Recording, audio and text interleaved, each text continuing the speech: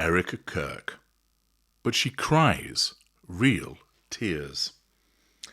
Hello, I'm H.G. Tudor. Many of you listening to me speak are familiar with my work, having been viewers and listeners for many years.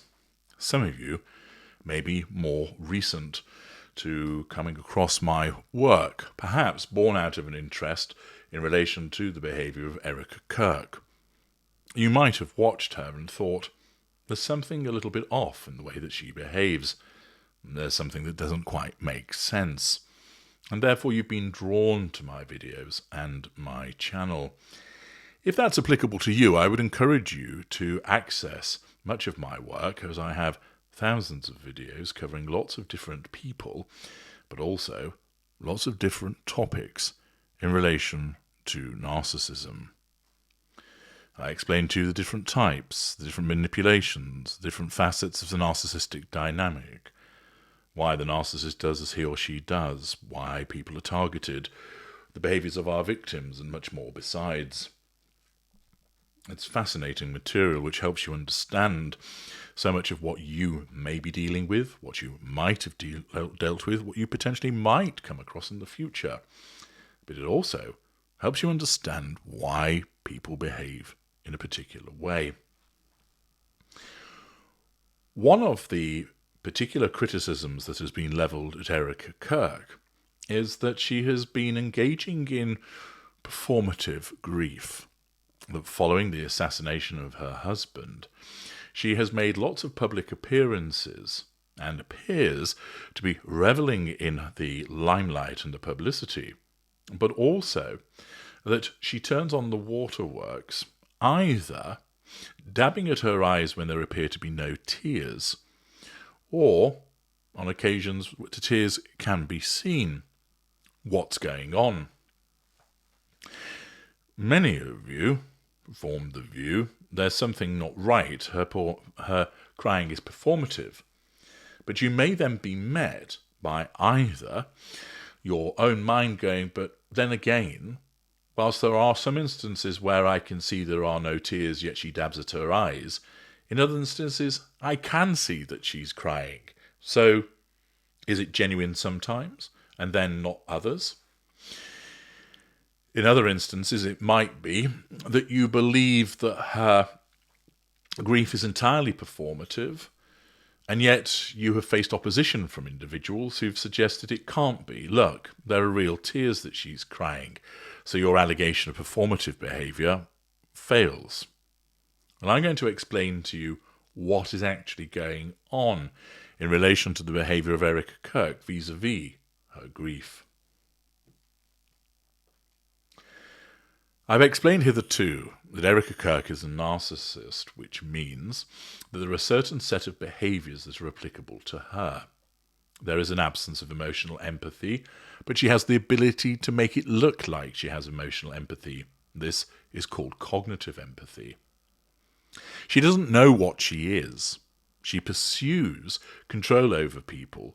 Fuel, which is the emotional reaction of people precipitated by her acts and omissions, acquires character traits and residual benefits. In other words, her narcissism exists to cause her to treat people as appliances that satisfy what she requires.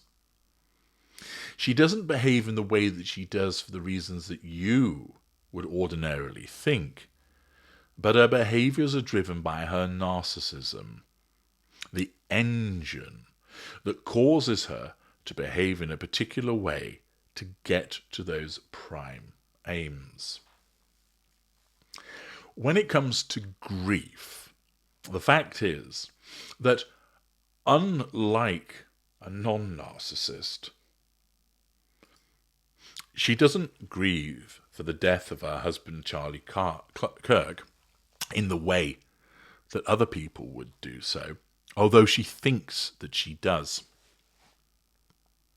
She doesn't grieve his loss because she has no emotional empathy, but her narcissism causes her to believe that she grieves his loss in the way that anybody else might do. This is done so that she can utilize that grief to control people. And the necessity of control is such that it's not just, say, over her children and near relatives and friends, but millions of people.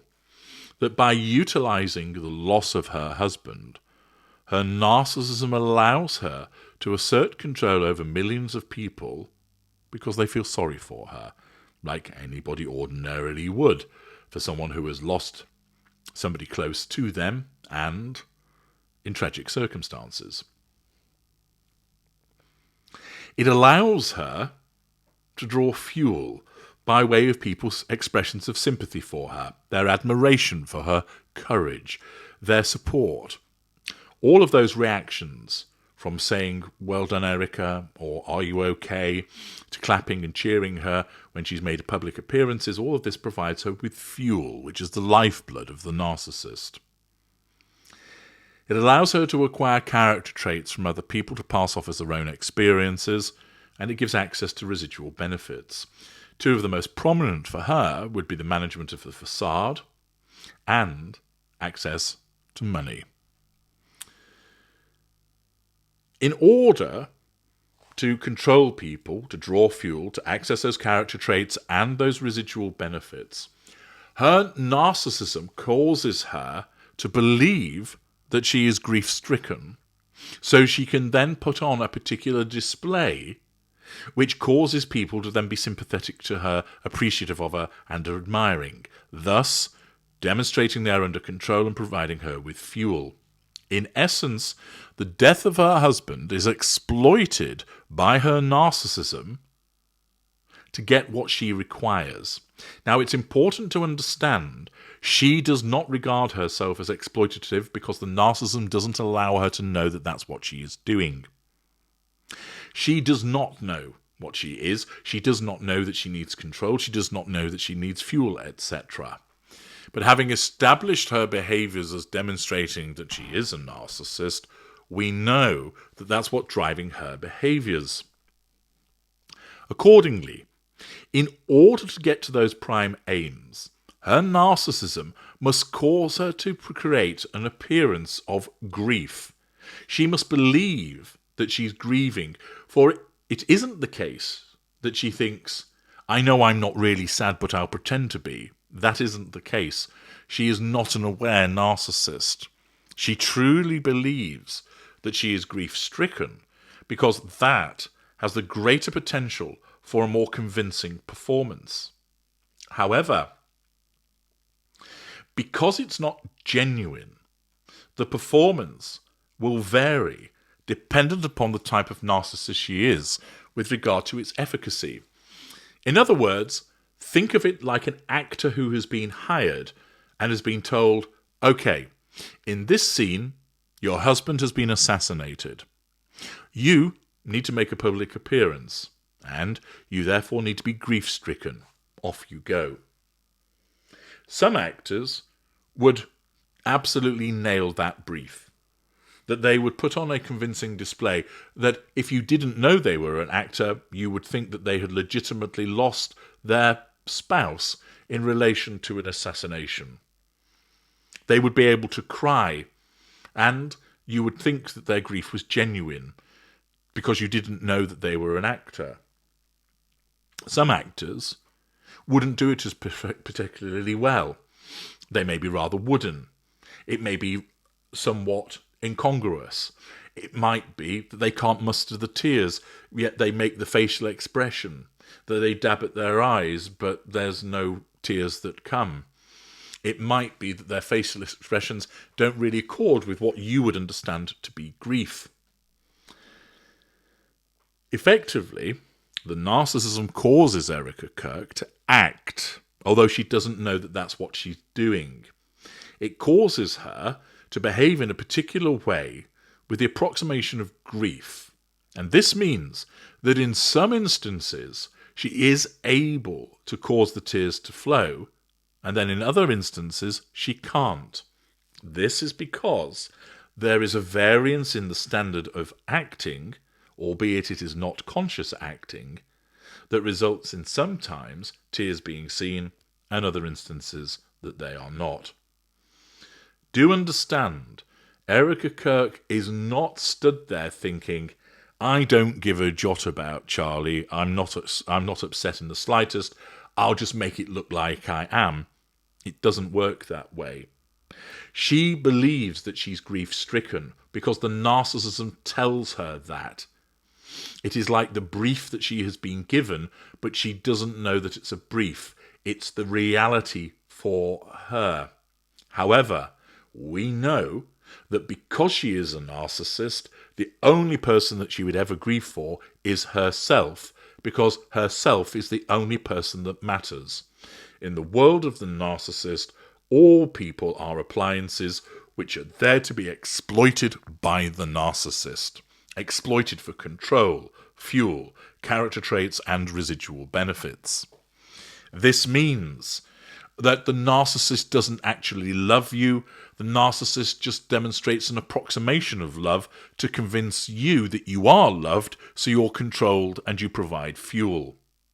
The narcissist isn't kind to you because they're genuinely kind, but the narcissism utilizes the appearance of kindness to compel you to respond in a particular way, thus demonstrating that you're under control, that you provide fuel, and that you give a residual benefit. For instance, you do a favor for the narcissist because of their apparent kindness. The narcissist is not grieving the loss of that person because they have no emotional empathy. The narcissism causes the narcissist to give an approximation of a grieving individual in order to control, draw fuel, access residual benefits. Thus, her appearance is performative because it doesn't come from a place of genuine grief. If anything, she'll be irritated by the loss of Charlie Kirk because he, as intimate partner primary source in her fuel matrix, has wrenched away something that was important to her as being the major provider of fuel. But she's not allowed to exhibit that irritation because that wouldn't accord with the public image that a narcissism requires. Thus, underneath it all, the narcissism is irritated by the loss of Charlie Kirk, but can't show that because that would run contrary to the facade that needs to be generated to gain that control, to access that fuel, to gain the residual benefits. Thus, just because you see tears doesn't mean that it's genuine. Essentially, that's the good acting being demonstrated. That an actor can turn on the waterworks in a film because they understand that they can make themselves cry at appropriate times, but they're not genuinely sad, they're acting, and yet the tears flow. In other instances, they can't, and they have to have droplets added to their eyes to make it look like they are crying. Just because you see tears doesn't mean that it's genuine. All it means is that the narcissism has convinced Erika Kirk that her grief is genuine, so that it results in the manifestation of tears. Not always, but sometimes. The important thing to remember is that as a consequence of all of the factors that I've mentioned in previous videos, she is a narcissist. And because we know that she is, we know she doesn't have genuine emotional empathy, which means therefore she can't genuinely grieve. What she can do is make it look like her grief is genuine, thus duping other people. And accordingly, some instances tears appear, which dupes people into thinking it's genuine, and in other instances there haven't been any tears despite her dabbing at her eyes, which have caused people to think, that's a bit strange. There's the explanation as to what's driving her behaviour and why sometimes tears are seen and other instances they're not, but just because they're seen, it doesn't mean that her grief is genuine. I'm H.G. Tudor. Thank you for listening.